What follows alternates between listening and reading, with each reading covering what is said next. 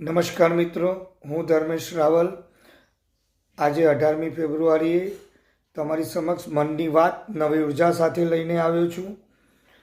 જ્યારે તમે પ્રેમ અને સમજ પ્રગટ કરો છો ત્યારે તે સતગણા થઈને તમને પાછા મળે છે।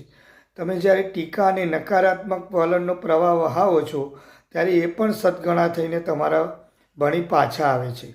તમારી અંદર ઊંડાણમાં જે રહેલું છે તે જ તમારા બાહ્ય જીવનમાં પ્રગટ થાય છે। તમે તમારો અસંતોષ, તમારો અણગમો, તમારા દુઃખ કષ્ટ સંતાડી નહીં શકો, કારણ કે વહેલા મોડા તે બહાર ગુમડાની જેમ ફૂટી નીકળશે અને ત્યારે તેની વાડકાપ કરવી પડશે।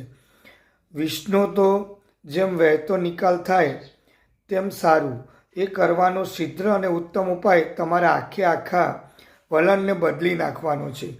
આ વિષાક, નકારાત્મક, ટીકાત્મક વિચારોને સ્થાને શુદ્ધ પ્રેમ, સંવાદિતા અને સમજના વિચારો મૂકો। આ તો ઘણી ઝડપથી કરી શકાય તેવું છે। તમારે હતાશા અને સંતાપમાં ડૂબાઈ રહેવાની જરૂર નથી।